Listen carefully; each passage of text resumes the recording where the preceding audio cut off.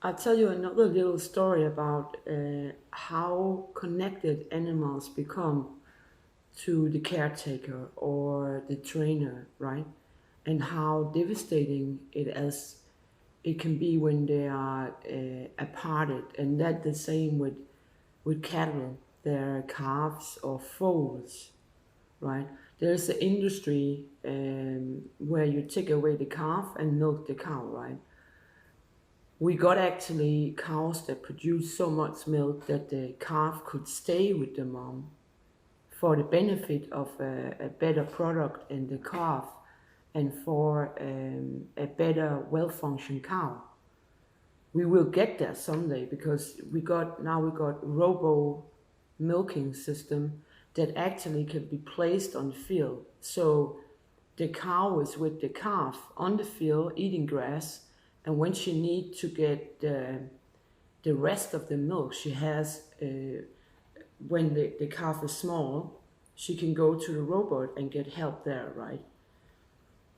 About horses, I think there is a movement that question riding in a way. I think also if you look at Olympic Games and VM, and so it's a very small elite that kind of run this, and I think it get less and less people that grow up with horses. I'm 55, and my relations, some of them had horses, older people, right? They were pretty old when I was in the 20s, right? I'm maybe uh, actually a generation beyond that because I had old parents. So basically, there's more and more kids that doesn't have a connection to farm life and horses. So whether it's a sport in TV when people don't really know what it is, right? And another thing misunderstood about horses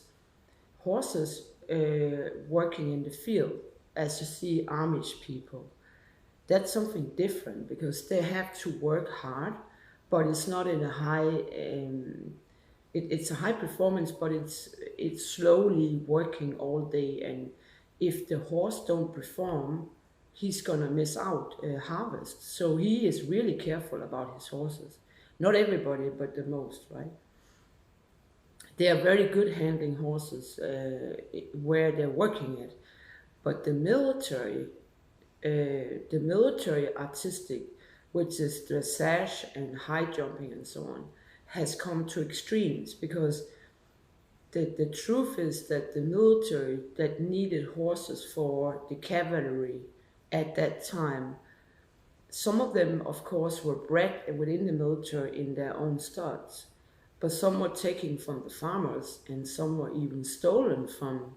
In Germany, for example, on the Second World War, in Denmark, I heard a horrifying story. In Bornholm was the German overtaking the Danish territory, and they took all the horses from Bornholm. And I heard a man, he told me that his best friend, a working horse, was stolen by the Germans and lifted on a boat, and he was crying, and he was still crying, and this is like 80 years ago, right? He saw his friend disappear on a ship and to be killed in war. So basically, all of this high dressage and high jumping military, even the word, right, is actually a discipline within the military. And if you know the military, you know the history of the war horse is that they were set on the field against the enemy. And the only reason why they were there was because they could fast move and kick against somebody. In Second World War, it was not like educated horses. It was just what could you get hand on. And I've seen some pictures from Second World War horses that were walking in 1 meter knee with heavy load and so on, and they starved to death and so on. So you could say that all the discipline, dressage, classic dressage, and jumping is not from the natural way of working horses. It's the destruction within the military. So it's not a sort of sport in the way that somebody played around and found out that the horse could do strange thing on a dressage field. It comes from the military, and the military, as you know, is total destruction. So the horses doing high dressage, unless you're very, very good at it and very, very careful to rest the horse, they will not get very old. The same with the cows. When I was first time on working in a farm, and that was in early 80s, a cow, he had like 40, 45 cows, and some of them were 20 years old. Today, the environment they're in and the food they eat, this kind of rotten plastic food, and all of the food is preserved. It's not fresh. The cow today get like 5 years old. Then they are skinned off, milking too much, and also the other thing about dogs and horses and cows is that they are inbred. They are not from nature. They are so inbred that they can't really handle anything. Mentally, psychology, you know. So we have a system we need to change. Another story I want to tell you about the small animals. I had, together with my board, some Australian parakeet and a couple of canary. And canary is a good singer, and I had a male that was a very good singer. And they got 3 babies, and they were all males. And as you know, you can't keep all your if you have puppies, you can't like have 10 puppies at your home. You could, but it would be So every time you breed, you have to have a plan. I'm gonna get a foal, where is it gonna go? Do I have a buyer? The same with canary birds or rabbits, where is the buyer? And as you know, if you look at the marketplaces, there's massive numbers of canary birds, rabbit babies, because people think it's funny to have them. Oh, look, this is a rabbit baby. Oh, it's cute. But soon it would be like a grown-up rabbit and have no home, which the animal welfare know all about, right? But I had a supply that I was going to go to the shop with extras of rabbits and birds and hopefully get them a good home, right? Turns out that I'm assaulted in my home in 2012. The whole thing is destroyed. I was left for dead. And at that time there were animals in the apartment, and they probably also suffered. I was laying half dead for some time, and I think there must have been some kind of polluted air because I couldn't breathe. So, but there was 2 of the canaries that went to the shop before this happened. And because I had some cage bird after rescued, and they were gonna I had 2 places, and I actually thought I could manage having a garden house with heat on for the rescue birds, but it turned out I couldn't.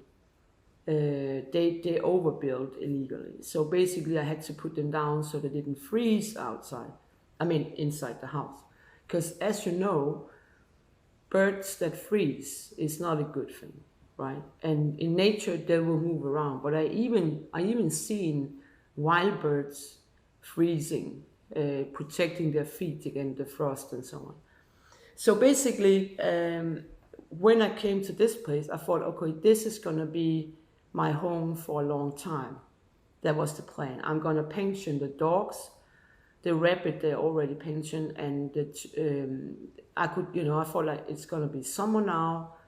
I could give a good home for some of the birds if I could, So I went over there to the shop and looked at birds, and there was a lot of birds, and some of them appealed and some of them didn't. So I couldn't decide because there was some of the birds I was sure what they were and condition and so on. So I waited like 3 months or something, and I went over some time looking at them.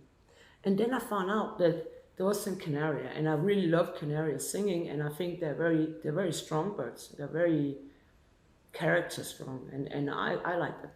So basically, I said to the man, can you, if you take 2 of the birds, and just take those who kind of get into the box, I mean, I don't, they kind of know what's going on. So when I come home, I realized that it was two connected. They were brothers, and the one had fed the other one. And then I realized they were very used to my voice, and they could talk a little bit, and they were used to getting out in the sun every day. Everything was normal for them, as it was in 2012. And then I realized there could be three, right? Maybe they have been there all the time, but avoided to get sold somehow, waiting for being picked up by my son. Or somebody took them and preserved them until I came back again. Or it's not. It's just coincidentally my handling is calming them somehow, right? But if it is the two of them, like they have been there all the time, especially the first reason, it looks for me like if you breathe something, they will never forget. And that's considering that if you're breathing horses, or cows, or birds, or dogs, think where they're gonna go and do they come back?